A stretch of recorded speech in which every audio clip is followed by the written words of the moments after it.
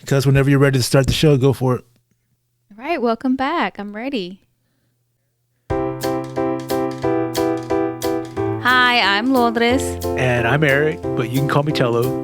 This show is a family-oriented show, but it's oriented from the adult perspective. We talk about adult situations, and very often we use adult language. So if there's any kids in the room, kick their asses out. They don't belong here right now. Isabelle already knows some stuff. She's going to teach us about some life, so... And I'd like to add, I don't want to make anybody mad, and I love my family and friends. I do too. When you got the music live, you can interrupt it like that. Pretty cool. I think so. Thank you for joining us again, Isabelle, for part 2 of our Apple celebration. But I'm happy to be here. Thank you so much. Just got a little house cleaning to do because we never followed up on your eye hole surgery. You want to just get us caught up on that? Everything okay? Everything's pretty good. I go back in 6 months. I can resume my activities. I can exercise. But they shot you in the face with a laser? In the eye. What was that like? Painful. It was horrible. Did they numb it for you? Yeah. They put that nom nom nom nom. Did they do that? That's disgusting. No. But real quick, someone was telling me that roller coasters are known to cause torn retinas, and so when we take trips to theme parks or places that have roller coasters, Luis and I usually, that's our thing. We get on roller coasters. I didn't know that. Extreme. Yeah. We're wild like that. Oh my goodness. So the last one we went on was New York, and Vegas. And that's an old roller coaster. And it was painful because it tore your retina. Possibly. I don't know if that's true. So I asked the doctor at my follow-up visit, I said, we like to get on roller coasters and I've heard blah, blah, blah, blah, blah. And he said, well, you should be fine. But if you happen to get on a roller coaster and afterwards you start seeing bright flashes of light, shadows, and I don't know what else he named, then you need to give me a call. But what if it's just fans of the podcast who want to take pictures of me? And also I'm being haunted by shadow people. So it's really hard for me to tell. I'm popular. Well, I don't think I'll be followed by shadow people because I have my red bracelet on. Thank goodness. Keep that bad juju away. Yeah. So basically he said, just be mindful before I ride a roller coaster. That reminds me. I'll just be sitting on the sidelines.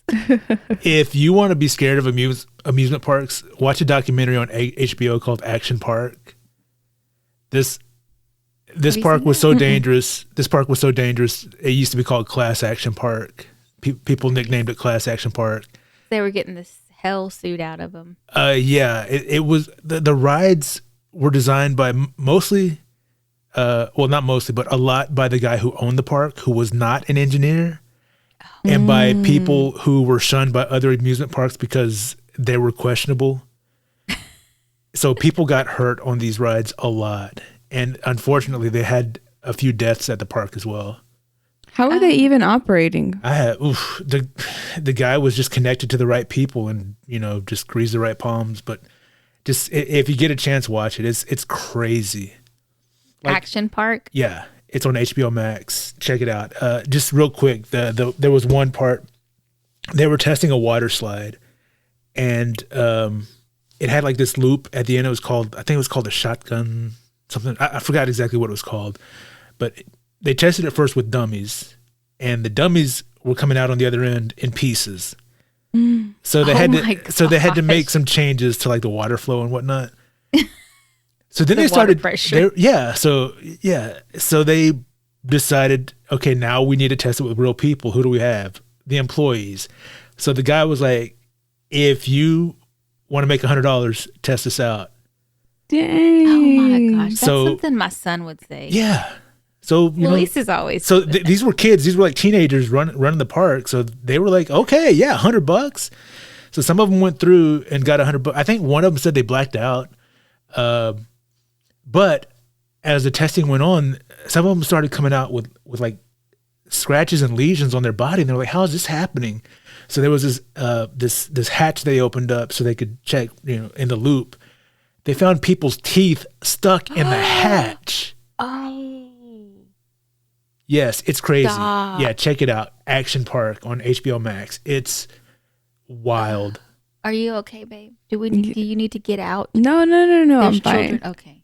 So just be careful. Just because a park exists doesn't mean that it was designed safely. Yeah, that makes you think about like all the parks that we have visited. Well, I think we're okay. How many of them actually passed protocol? Yeah. I mean, most of them. Well, are a lot of more well-known parks. They mentioned Disney for sure had avoided some of these guys who were designing the rides. So you're probably safe at Disney for the most part, I would guess. But I don't know. I know we're not going to get too far into this, but Disney and Universal have like these signs as you're waiting in line. You get Enter at your own risk. Yes. But it's like medical, like if you have, and it starts naming these different medical conditions. Oh, those are like those are hypertension. Mhm. Isn't hypertension one of them?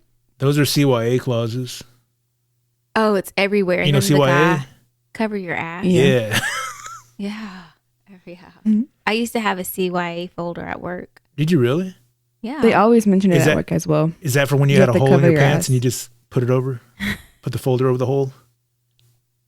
Yeah. They said, Maria, cover your ass. Oh my goodness, where's my folder?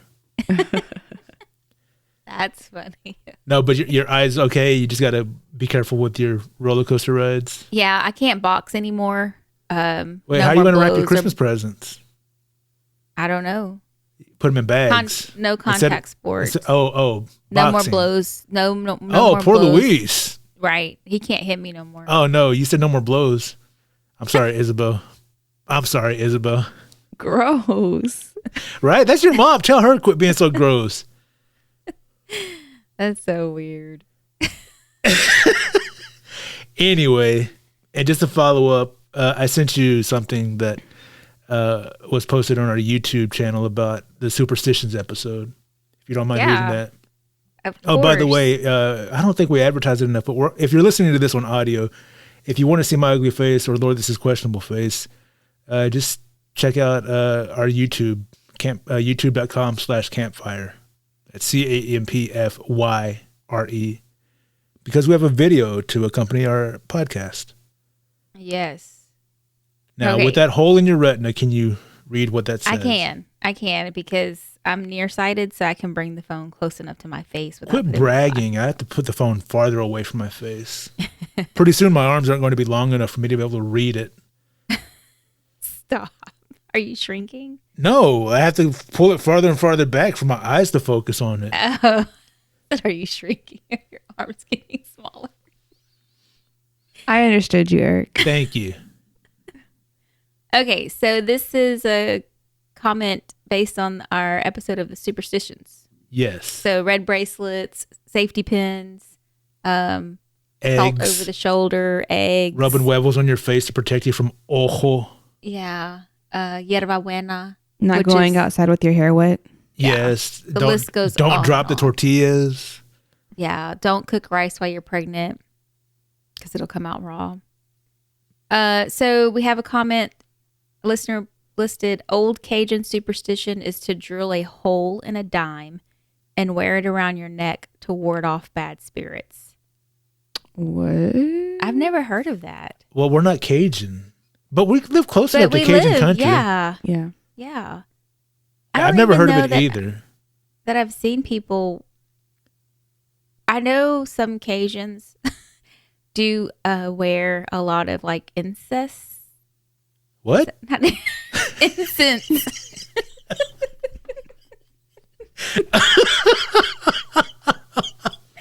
You said incest. Oh my! They just wear it like What's- just- I meant incense. Well, the person who made that comment is a friend of mine, so I'm gonna ask him about it. It's like, hey, have you ever worn incest? Do you know what she's talking about? Incense. It's okay. Goodness. My goodness. I had that Hey, written cuz down. how far so did I that laser? couldn't see. Did that laser hit any part of your brain? There's no telling, cuz. Okay, let's just carry on. Okay, yeah. Going back to the wearing a dime to ward off. Again, we talked about cheap superstitions. It's not that much trouble to just drill a hole in a dime and wear it around your neck. How would you even do that? You take a drill, put it up to the dime, and then pull the trigger until you make a hole in it, and then you put a piece of string or leather or something to it and wear it around your neck. It's not that hard. I could probably make one in a couple minutes if I had a dime. I think red thread is probably easier. No drill. Okay. If you want to be more fashionable, yeah. You can combine two superstitions then. Yeah, that's true. Ooh, what if you turn it into a bracelet? Oh, cuz this all right, check out our merch store where you can pick up a dime with red thread bracelet. Just kidding. We don't have those. It's kind of, now that you say that, like this bracelet, even though it's not an ojo, an eye, it It's a round has piece a of hole metal. in it. Yeah. Yeah. With the red thread through it. There may be some connection between Cajuns and Hispanics. There is. It's called the Texas-Louisiana border. It's called Southeast Texas, Southwest Louisiana. But it's not connected to Mexico. That's what I really meant. Well, that's the Gulf of Mexico that connects them. It's that Gulf shrimp that connects us. There you go. You know what I'm saying? Yeah, the crawfish. All right. What else do we have to cover? Is that it? So your eyes okay? My ojo's okay. Oh, excuse me. Oh, how horrible. It's the morning drainage. Oh, yeah, I have that too. All right. Well, what do we do now? We haven't planned this far. Well, we wanted to continue our celebration on Yes, Apple. we do. So let's take a break. And when we come back, we'll have a really long section on Apple. I'll try to speed through some of it until we get to the good parts. How about that? Yay. Let's Sounds take a break. good. All right. Hey, are you enjoying Number 2 Podcast? Would you like to support us so that we can keep making these great shows for you? Cuz, why don't you tell them where they can go? Hit us up at campfirepod.com/support us. That's campfyrepod.com/support us. Support us is all one word. You can support Number 2 Podcast directly with a monthly donation for as little as 99 cents per month through our anchor.fm website. Or scroll down a little more and you can click on our merchandise link, and that'll take you directly to our Amazon store where you can buy one of the shirts that we offer. And if you pick up anything else during that visit, we'll make a small commission at no extra charge to you. That's right.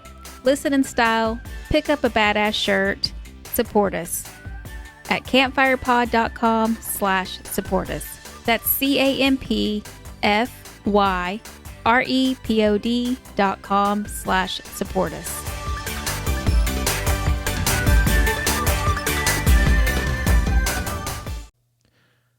Welcome back to part 2 of our Apple celebration. I'm going to talk now more about how I became more aware of Apple, especially through their advertising, and eventually I start using their products and become a big fan of their products and software.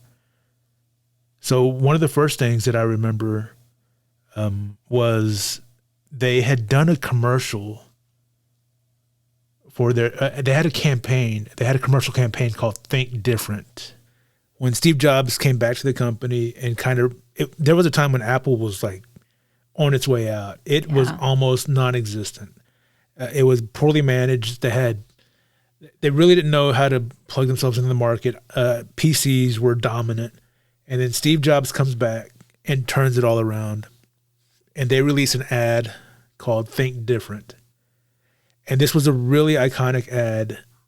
I appreciate it more now that I'm an Apple fan than I did at the time.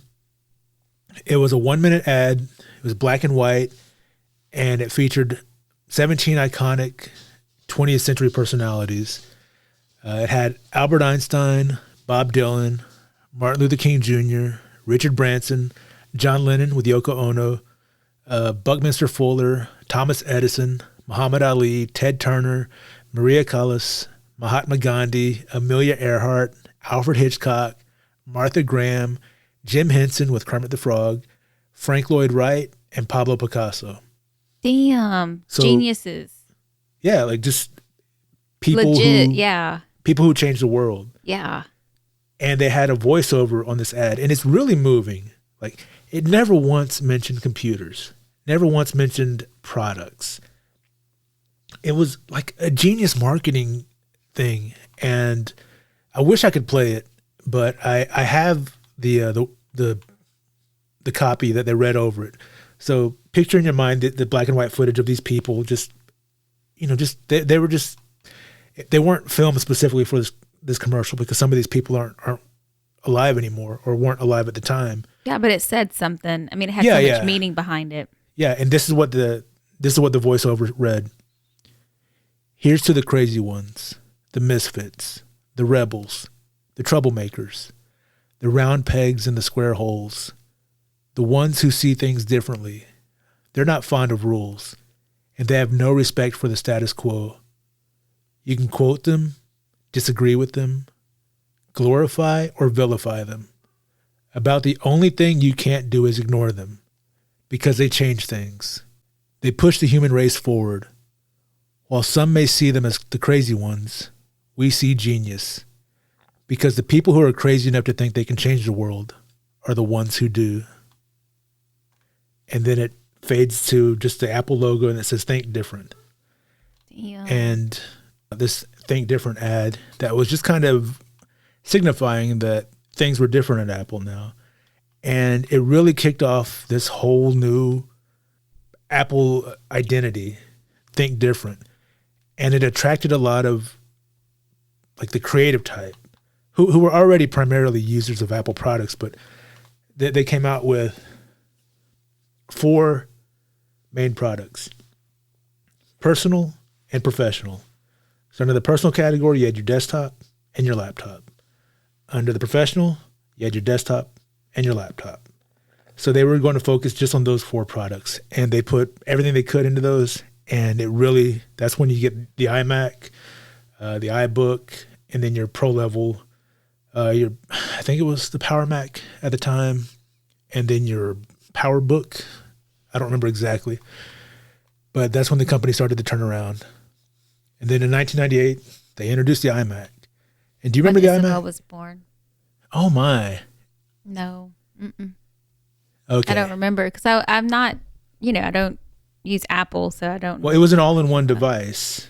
The iMac now that you see looks like a modern monitor. And if you think of monitors back then, they were the big, box. Look like, yeah. So it had all the computer components inside of it, and had a built-in handle. Like, it was designed to be an easy-to-use device, and it was intended to make internet use or internet connectivity easy. I mean, that's part of what the I stood for. The iMac started the I revolution. Jobs said the I stood for internet, individual, instruct, inform, inspire. Wow. I had no idea. With the iMac, Apple returned It's to very Jobs. intriguing. It is. With the iMac, Apple returned to Jobs' vision of an all-in-one computer with all the guts in the same case as the display. In a world of messy PCs, the iMac stood out as a simple, elegant computing solution, which it really was.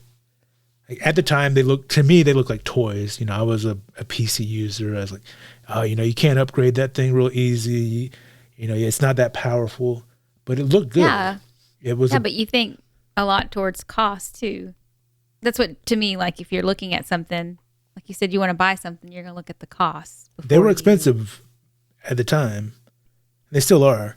Mm-hmm. But if you're not a computer person, but you want to get on the internet, you don't have to worry about hooking up a monitor. Your keyboard is a USB device. It plugs into one area on the computer. Your mouse is also a USB device. It plugs into the other area that looks just like it. So you have two cables plus the power cable. You don't, Not all these cables. I hate cables. Yeah. Let's see. Oh, and then they introduced iTunes. They say iTunes saved the music industry. Remember? Did it? Yeah, LimeWire. Kazaa. Why are you smiling, Isabelle? Because we used to like make CDs. We would buy those big old stacks of just blank CDs, and they would be gone like so quick. We used to have like a case with all of the CDs in it, and we'd have to open, little, what are they called? The little zipper. They're zipped up, and you almost like a little trapper file keeper. case thingy. Did you hear what I said? Yeah, trapper keeper. I love those things. Yeah. It was good times. I know. Now we don't even. Do we even own any CDs? I don't think so. No. I don't All even my know CDs are in storage somewhere at my mom's house. I still own them. They're. I've copied them. I've digitized most of them to my computer, but I've bought I don't know how much music off of iTunes because it did make it an easy, legitimate way to get music. You could go to these questionable sites and download and possibly get a virus. Yeah. Or download a song that's the wrong song. It could be titled this and be something completely different. Mm-hmm. Or have the wrong artist. This, when it first came out, their pricing was like 79 cents, 99 cents, and $1.29. Now most of them are $1.29. Every now and then I can find them for 99 cents. But, you think about it. When I was younger, I'd buy an album for like 15 or 20 bucks and maybe like 3 songs on it. Or even a CD. Like, I'm trying to think of one that we actually listened to. That's what I every meant by single album. song on. When I said album, I meant the CD. Yeah. Because they're still albums. I know. It's just. So this gave you the opportunity to pick and choose what you wanted. There's some people who might say like, oh, well, that's ruining the music industry, but it saved the music industry from going out of business in a lot of ways. And they still sell like digital albums, right? Like, you don't have to buy just that one song. Yeah, you have the option of buying the complete album, Yeah, or individual songs. And a lot of times I buy just the individual songs unless they go on sale, and then I'm like, okay, I'll take the whole album now. Thanks. But you mentioned a while ago about the privacy that Apple has. Apple is one of the few tech companies that really stresses privacy. Tim Cook, the head of Apple now, he wrote a letter because the FBI wanted them to make a back door to be able to hack or get into devices. To get into an iPhone, because there was like I think a domestic terrorist situation, or maybe just a terrorist situation where the guy had an iPhone and they were trying to get the information. And while, yeah, it might seem okay, yes, you should do this. The government is asking you to help thwart terrorism, but what could that be? Like, if they make a back door for that, it'll work on any iPhone. Yeah. So anybody's privacy is compromised. Right. So Tim Cook refused. And now with the upcoming version of iOS 14 that's coming out, they're battling Facebook over transparency issues, because Facebook is notorious for mining for personal information so that they can target ads to you, sell that information to other companies. And now Apple is making it more difficult for them to be able to do that, because it's going to let you know, it's going to ask you, do you want to let these apps get this information? And you have the option of saying no, which means like, boom, like a big portion of, but it's protecting your privacy. Right. Yeah. You as a consumer have that right. So I remember during Christmas, I think I talked to you about men grooming kits for my Michael. Yes.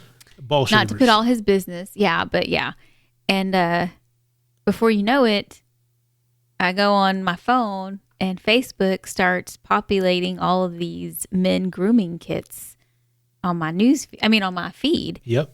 And I'm like, what the heck? You know? Yeah, that happens to me whenever I am looking at something On Google? on Amazon. Oh. Yeah. So me too. I've been looking at duvet inserts, And now all on my Facebook newsfeed, I have like all of these ads for bedding and stuff. You know what the crazy thing is, though? Even though that's happened The crazy to me, thing is the people who think they can change the world. yeah. And I don't stop using it. Oh, me neither. I mean, Because we're just come accustomed and used to and be like, well, they can hear our conversations. Okay. we give it up ever so slightly, and next thing you know, it's a landslide. When I go down to my bunker that I have in my backyard, they won't be able to the one that the dog dug anything. for you. Chapel.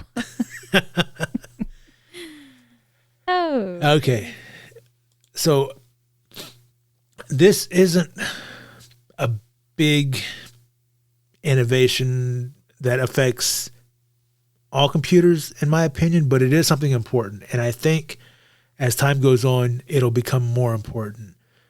But in the article, it said that Apple makes switching CPUs seem easy.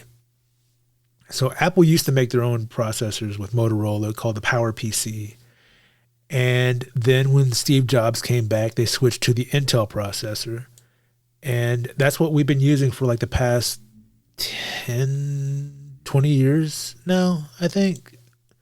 Let's see. It says here, they dumped the PowerPC for Intel CPUs in 2006. So for 15 years, we've been using the Intel chip, which is what you find in most PCs. And laptops. Yeah. And just recently, Apple has started manufacturing not recently, but they've been manufacturing their own chips for their iPhones, iPads, and now they're going to use that technology in their current desktops and laptops. Over the next couple of years, they plan to switch completely over to that. I just recently bought one because my old computer video card went out, so I saved up and bought the new M1 chip, and it's been very impressive. A lot of reviewers are surprised by how powerful it is, how efficient it is. The power use is incredibly small for a chip that's as powerful as it is. And this is a generation 1. So as things go on, it's just going to get better. It's going to get better. And it might be a huge competitor to Intel now. Like, I don't know if they'll open this up to if they'll sell to other manufacturers, but it's definitely going to force other processor manufacturers to rework the way they engineer chips and look at the way that they make them. So this could be Apple's like the freaking innovators. They disrupt. Yeah, they're keeping the economy going because it's gonna keep making more work and more. And it forces people to make better things. Yeah, get off their asses and work. Yep. I'm excited to what because they have their Apple event on 4/20 this year. Yeah. Mm-hmm. Yeah, I know. We should get high and watch it. Yeah. I remember that day. Your mom got rolled high? it up free hands. Yeah. Because it was hot. Oh my! Are you talking about my birthday? Yeah. Well, she didn't conceive me on 4/20. She had me on 4/20. I wonder if she got high that day too. Aunt Becky? When she had me? Yeah. You want to call her and ask her? No. Yeah. But yeah, I'm looking forward to see what they introduce, because currently they just have a couple of laptops, and I think the only desktop version they have is the Mac Mini, which is what I have. And I wonder if they'll give more information about 16-inch. I'm hoping. MacBook. I'm looking forward to it, because I will eventually have to upgrade my MacBook to a new version, and if it's a 16-inch M1 processor, that's the one we want. or M1X, whatever it is, whatever the next processor is, I'll have to save up for it, but it's on my list. So Apple, with the iPhone, when it was originally released, it didn't have a camera, but a generation or two later, they finally introduced a camera. And now every smartphone obviously has a camera. Has a camera. So not just one camera, like three or four cameras. But it gave everyone a digital camera. Everyone who owns a smartphone now has a digital camera in their pocket. I remember having to carry a digital camera around. It was, it was a small camera, but it was thicker than an iPhone. You turn it on and that lens pops out. Yeah. And you got to carry an extra device with you. Now you don't have to worry about that. And modern smartphones have a great built-in camera. It takes great photos. It takes surprisingly good video. So now you have, like, it's everywhere. And iPhone is so confident in their camera. They had an ad, a series of ads called Shot on iPhone, which were commercials that were released that were all shot on an iPhone, and they looked surprisingly good.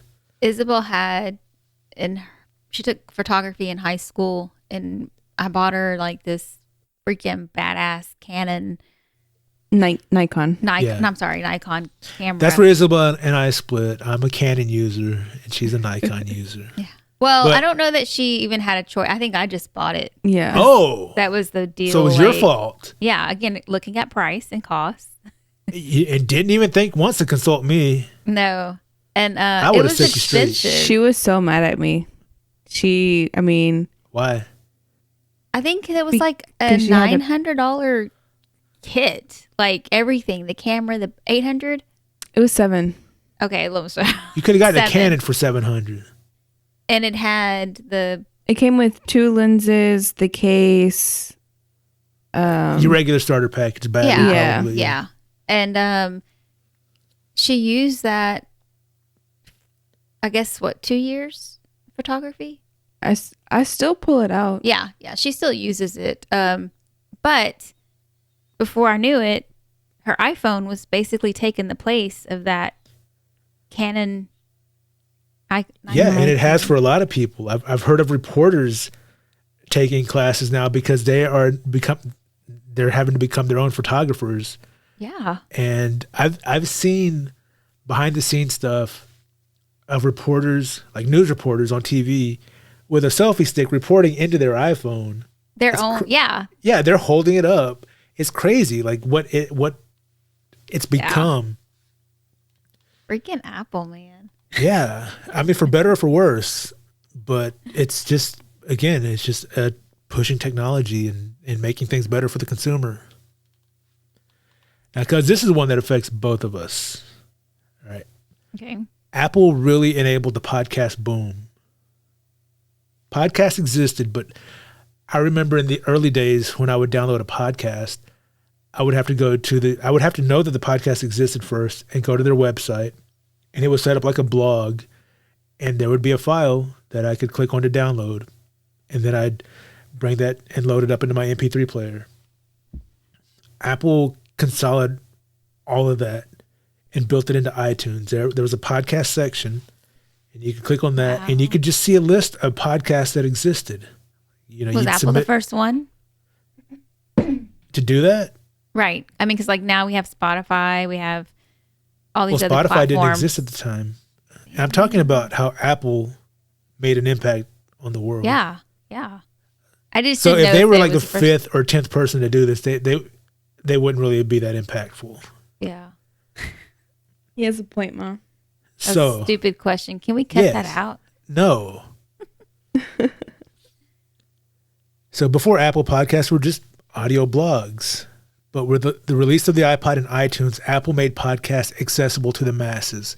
A few years later, the iPhone enabled on-demand podcast access and created a massive market for podcasts. Now, thanks to Apple, you can find podcasts about nearly any topic and start listening in seconds.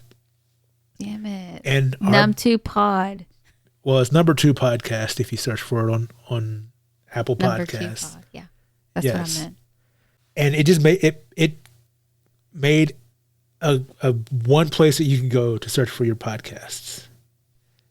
As a podcaster, you have to go through a submission process, but once it's approved, you're there available for millions of listeners if they want to listen to your podcast. Because it seems like everybody's doing podcasts. Yeah, especially since the pandemic started. We should have started way back then. Yeah, we should have restarted. Yeah, the news. I mean, they advertise if you can't catch us at whatever hour, then listen to us on whatever day. So podcasts are now easy to make, easy to find, and all you need is a smartphone to start a podcast and get going with it. Now, this is the more personal part. This is Apple. I was, like I said, a big PC user, but when I went back to school, when I visited the school that I was going to be attending, I saw their computer labs and they were filled with iMacs, and I was just like, okay, I have to get a Macintosh. I had been thinking about it because a friend of mine had one, and I was like, okay, well, I've always heard that this is what creative people use. They think different, I want to be one of those think different artists.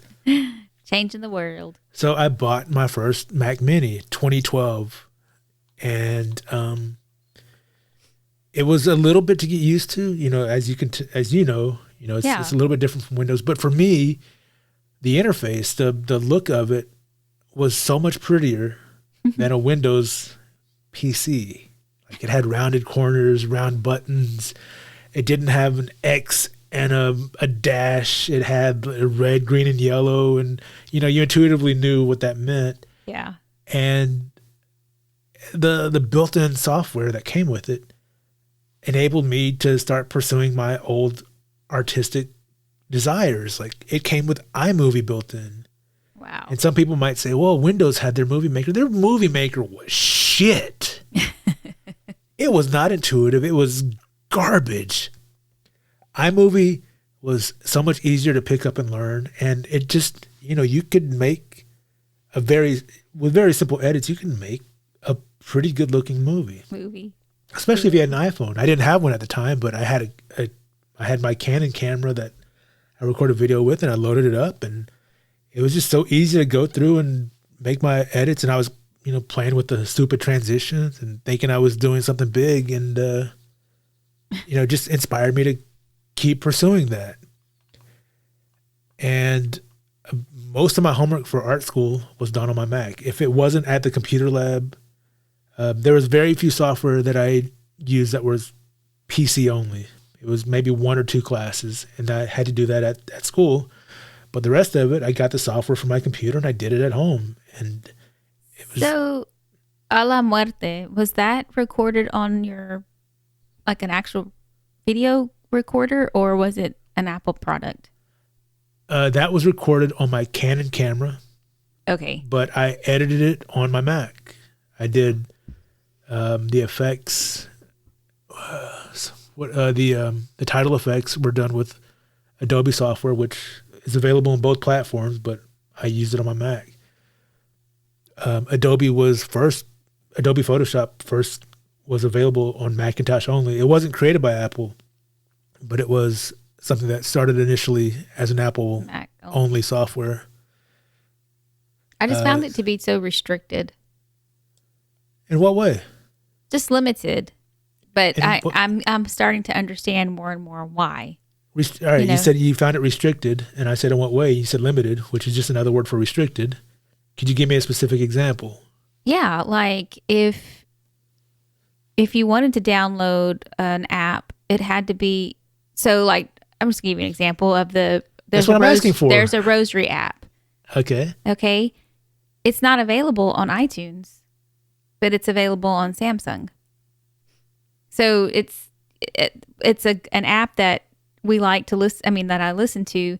But if Isabelle wanted to download that same rosary app, it's not available. So there's certain. I mean, I know it's just certain things. I don't know why. If it's available on one platform, then I'll tell you a couple of reasons why it might. It might not have passed the requirements to be available on the iPhone App Store, or it might have been coded just for Androids. Yeah, and that's what I said. I understand a little bit more behind it, like why it's limited. There are apps that are available only for iPhone that aren't available for Droid. There are apps that are available for Macintosh that aren't available for Windows, and vice versa. Yeah, I understand it a little bit more. I just still feel like it's more like if you want this and it's only available to Apple, then you have to go to Apple to do those things. That's why I guess I mean limited and restricted. I'm Your not an point Apple is user, though. invalid. I reject it because I use a piece of software called 3ds Max professionally as part of my day job. That is not available on Apple computers. So if I were freelance and had to do that, I would have to own a PC. But I don't want to do that. So Because some of the other software I use that is available only for Apple, and that's what I prefer. So But it still, goes I both don't- ways. Yeah, It goes both yeah. ways. it's a buy. It goes both ways. Yeah. Just I'm say not you touching don't that. like it and you don't know how to use it. That's probably it too, because I don't know how to use it. So moving on to my personal experience with Apple. As I was just mentioning, there's software that's only available on Apple, and this was one of them. Final Cut Pro. It's a video editing software. It's made by Apple.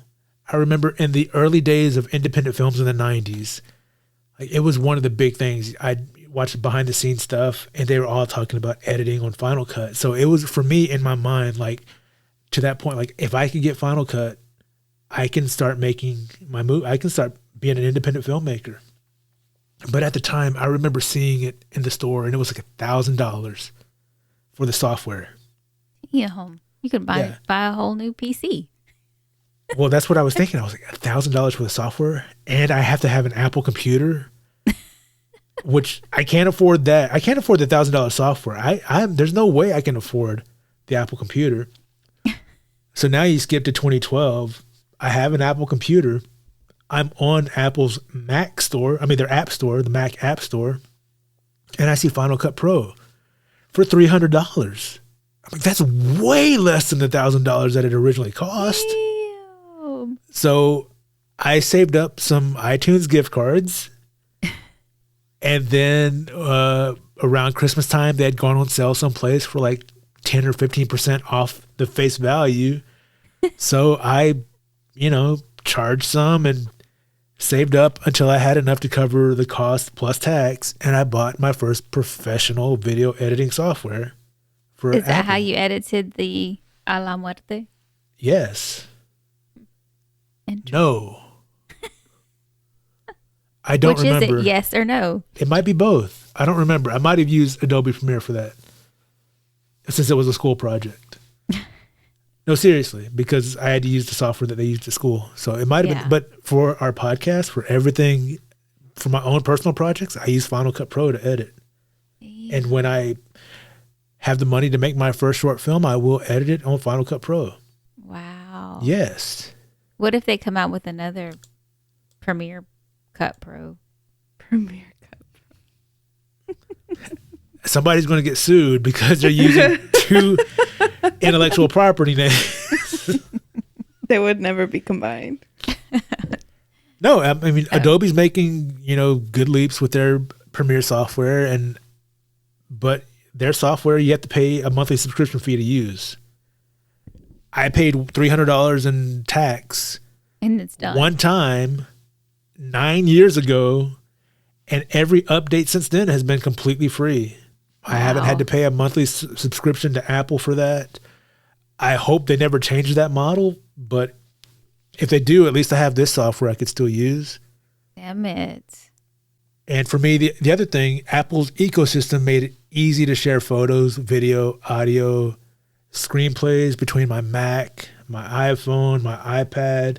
It just made things easier. Like if I'm working here at home, I can do this, or then take it on the go with my MacBook, or pull it up on my iPhone. Right. But- It's kind of like the cloud. Yeah, It goes with you It syncs to everywhere. the cloud. If I take a Yeah. picture on my phone, then I come back to my computer. It's loaded up in my there. my Apple Photos, and it's archived for me in the archival system, which has recently come in handy. We talked about the home video project that I was doing with my old home videos on tape. Well, now I've been digging through my Apple Photos and videos going back, 10 years ago, 8, whatever, how long ago it was, and finding old videos. Like, oh, this will be great to share with the family too. So Wow. I've been pulling that out and sending it to our group family album. Let's see. I could film on my iPad, my iPhone, and edit the video on there too. Like iMovie's available on there. I can make a show on your phone. Yes. It's not my favorite thing to do.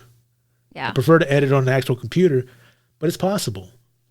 Yeah. And I like that it's possible. It's convenient. Yeah. And as I mentioned, Mac has made it easy for me to archive photos and home videos. And I can search by people's faces.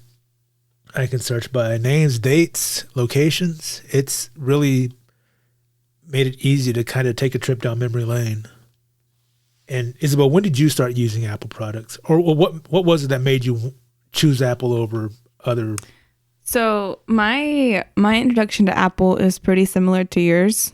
Monkey, my grandma, bought me.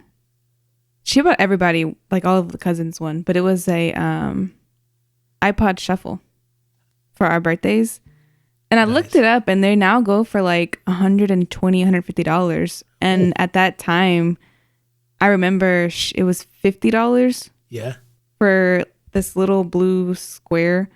And that's what I used as, that was my first introduction to the Apple product or the Apple world. And then I got... Now, did you want an iPod Shuffle, or was it the advertising? No, I wasn't even. I just wanted an MP3 player. Okay.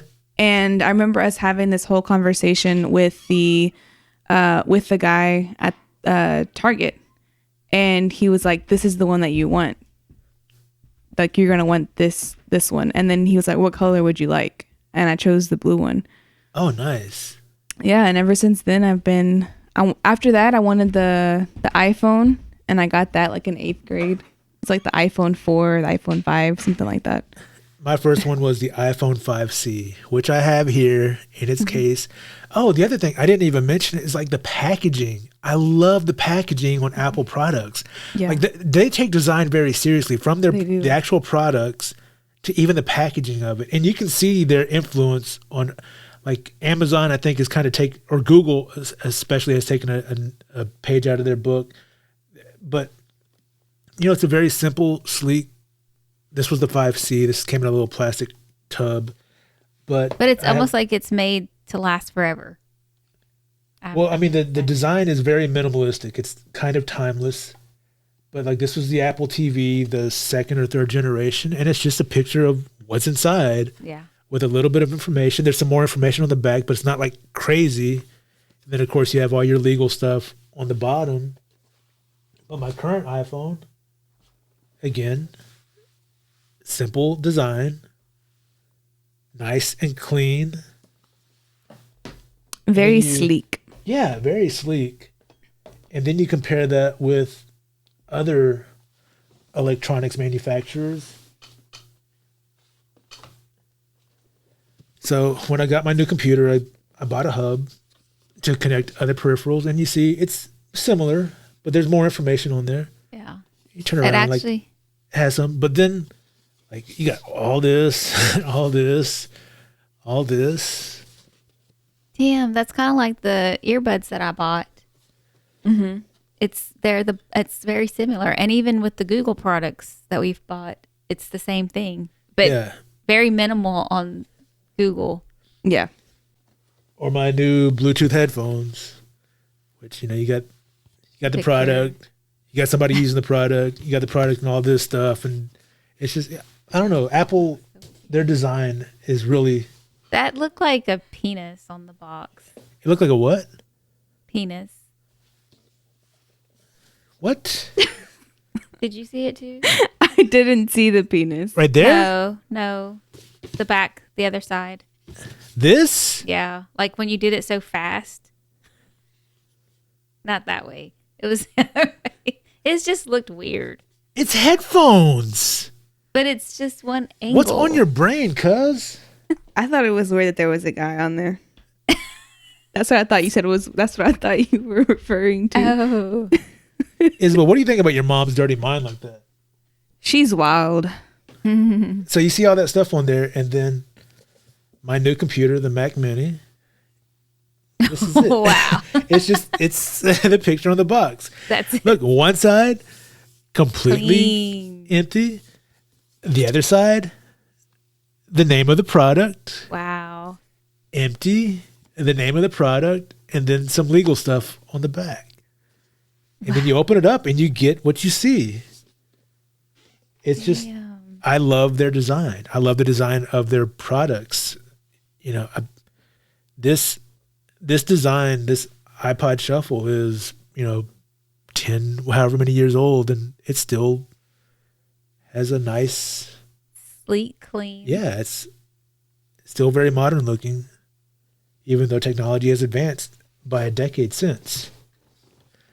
But yeah, using Apple products really inspires me. It's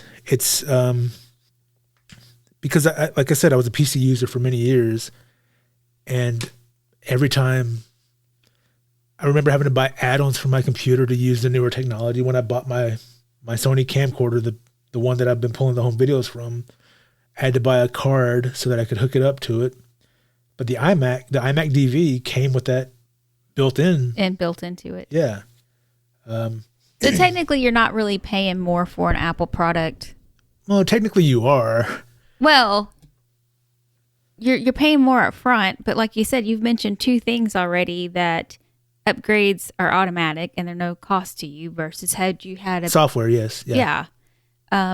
So you're paying for it all up front. You may actually be saving money. Yeah, in some cases you might be. And because Apple builds their own products, like especially now with the new processors, it's all built to work together, and they make their own software. So it's software and hardware being designed to work together. Wow. So it may not be like the fastest thing on the market, but because it's more efficient in the way that it processes, it can compete with some of those faster machines. Damn it. So anyway, I still don't think I'm going to get it. No, I'm not trying to convince you. I'm telling you what I like. No. I get it. And again, like I said, it inspires me. When I see my, nice, sleek design iPhone, I'm thinking, okay, I could just take this out and just start, filming a movie. I film home video stuff on these. Haven't been able to do it in about a year because of COVID, but it inspires right there, me. yeah. Well, I do have to say, I'm like taken back by when Isabelle or Priscilla show me a picture that they've taken using their iPhone. I'm like, wow. It's legit clean, and you would think that it was taken with a Canon or a Nikon professional camera. Yeah. And so I guess it is professional. It takes them so good. So Isabelle, you got your iPod Shuffle, and then what made you continue using or wanting to use Apple? I think I was so young. I think I just liked the way it looked. Yeah. Like the phone itself. I don't remember being that into like what it had or what it offered. Mm-hmm. I don't think I got into that until like high school, but I was middle school and I had the iPhone. Was it ever a peer pressure thing? No. It was never. No, I was like antisocial in middle school. So I still am. I had people that come up to me and they were like, "Oh, you have the iPhone," and I was like, "Yeah," and it didn't like register in my head like, oh yeah, like this is like a device that people actually want. It was just, I just liked it because it looked nice. And that's part of it, because why not have something that has both form and function? Like, it's obviously a good device, but why can't it look good also? Yeah. And it does. The iPod Nano was my first device back in, I'm going to guess 2009, 2010. And then my second device was the Mac Mini in 2012. And then in 2014, I got my iPhone 5C. Before that, I got the Apple TV. Oh, the Apple TV. I used to, when I had my own place, this was like right at the beginning of streaming, like Netflix streaming and whatnot. I didn't have any way to stream it. So I read a lot. I was reading a lot of books. And then I bought an Apple TV and quit reading. I had Netflix streaming, and I could have, HD video on my TV from my computer, and it just ruined my intellectual Desire to read. journey that I was on. But that's okay. I can read now. I when I got the iPad, I read a lot on my iPad for school and leisure. It had the Kindle app. I could download Kindle books on there. And then, like I said, I got my Mac Mini, which I used for school, and it really was an inspiration. Like when I lived with my fave cuz, your sister Phoebe, I made a bunch of short little videos with Presley. And I remember those. They were, effects driven little shorts. I was practicing for school. Some of that I used for school assignments, but I posted it on my YouTube channel. It never got a lot of attention, but it made me want to be more creative. I look at these nicely designed things and think, okay, I can use, these are tools. I recognize that they're tools, but they make me want to create. Like, you think of other artists, a writer might have a certain type of typewriter they like to use, old school. Yeah. A painter might have a favorite brush to use. This is my favorite type of tool to use, the Apple products, because I like the way they work. I like the way they look. When I'm inside the software, it doesn't make me feel like I'm working necessarily as being creative and kind of having fun. It makes you want to do it. Yeah. You enjoy experiencing, and I'm sure there's probably a lot more that it has that you haven't even probably touched. Yeah, there's probably more going on. They really sunk their claws into my brain deeply. That's weird. It kind of sounds like a cult. It could be. But like you're being brainwashed. I don't think I'm being brainwashed. I've chosen it he just has the claws deep in his brain. Yeah. They didn't, like, I opened it up for them and said, okay, you can stick me right oh, there it is. What? I let them stick their claws in stuck their claws. Oh, yeah. Oh, my goodness. But, I know PC people who love their PC products. And I just think, what's wrong with you? No. Your brother and sister, Isabelle, use iPhones, right? Yeah. But your mom and dad don't? Right. But so, Dad is about to... Yeah, he's thinking about switching over just because, and I'm like knocking on this desk, none of us, out of the three of us, we haven't experienced where our phone has cracked. He's very rough with his phones because the type of work that he's in. And he could have purchased outright probably 2 Samsung. The newest Samsung. Wow. Because we're paying these deductibles because the back or the front ends up getting cracked. And he has a case on them. It's just I don't know if the phone itself is like so sensitive that it's the edges or the back of the phone that end up getting cracked. Yeah. Now, don't get me wrong. Luis and Priscilla have cracked their phones before, but it's whenever they don't have cases on them. You put a case on the phone, on an iPhone, and I feel like it's protected. It's not going. It has that cushion, so where if it does have a hard drop, well, it won't crack. Like Monkey. Oh yeah, she was slamming her door on her. Yeah, so my mom was her phone. Getting in the car. We picked her up from the store, and she's trying to close the door, and the door won't close. What feels like the seatbelt is maybe blocking the door from latching to close, and she's just like, And you just hear it every time. You hear like this metal hitting on glass type thing. And it's like, bam, bam. She did it like a good 3 or 4 times. Oh my goodness. Isabelle, was it you or Priscilla? Priscilla. She's like, Minky, you're hitting your phone. And then, oh, did she break it? No. It had a case on it. Thank goodness. I mean, I don't know if how it was positioned to why the door wasn't closing. I don't know, but it legit sounded like she was She was like beating the shit out of her phone. We Oh could my have goodness. we could have recorded it and used it as like a advertisement for Apple.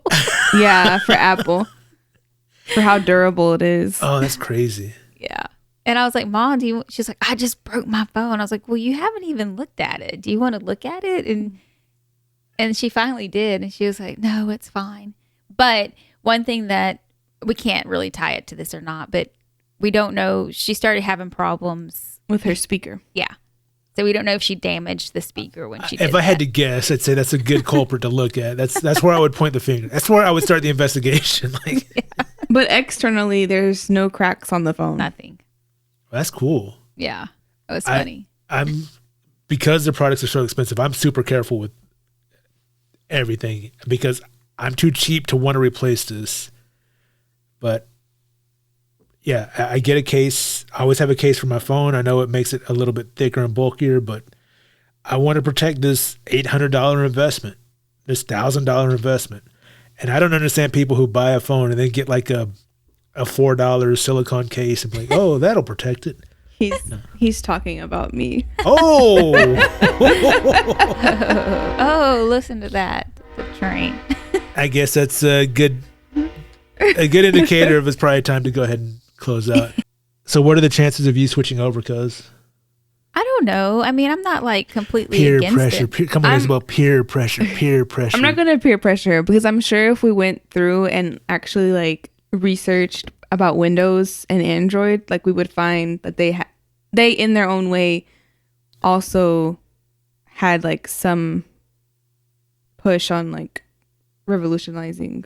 Oh, yeah, technology. absolutely. Oh, yeah. Yeah. Windows for sure. Definitely.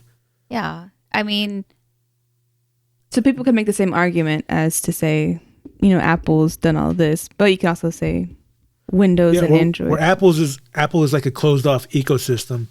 Windows and Android did something pretty smart by letting their software be available to all sorts of manufacturers. Mm-hmm. So you have different ideas entering into that pool of technology. So there are innovations made in different ways. But as someone who started off with an Android phone and a Windows PC, I found my way to Apple through a series of events, and I'm happy with the current products that I have. yeah. But like you said too, you have that creative side of you. That's what inspires you. That's your goal, to produce, invent, not invent, but to make something new. To create entertainment. And I think that ties a lot. You can relate to Apple that way because I they've think different. taken. Yeah, you're crazy. That's what makes it. I don't know. That's what Think makes about it. it. So, yeah. Think about it. Get it out. I can't. That's your connection to them, I think. Right. Apple. Like what attracts you to their products. Mm-hmm. Definitely. Yeah. Interesting. All right. Well, anyway, happy 45th birthday, Apple. I'm a big fan. You've inspired me a lot. You've given me the tools to help me pursue my career, and I am forever thankful. That's really why I wanted to do this. I'm just happy that I'm in a position now to be able to continue to get these products that help inspire me. And one day I will use them to get to the career goals that I have had for quite some time now. That's pretty cool, cuz I support you and Apple. Thank you. Me too. Thank you, Isabelle. I support you and Apple as well. Like an apple a day keeps the doctor away. Yeah. Well Y'all do said, not know cuz. how long I've been wanting to say that throughout this. Oh my goodness.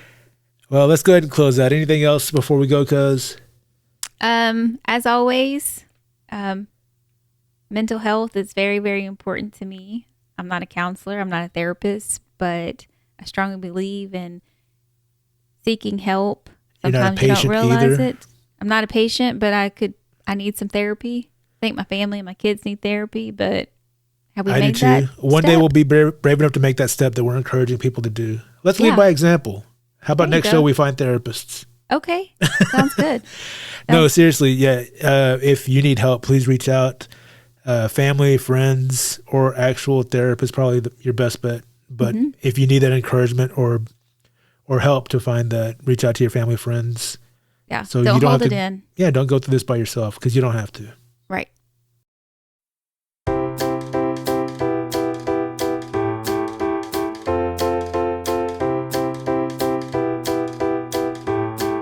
If you enjoyed watching this episode of Number 2 Podcast and would like to see more, tell them what they can do, cuz. You can simply click the subscribe button, give us a like, click on the bell notification, and you'll be notified of all the episodes as they become available. Yes, the bell notification.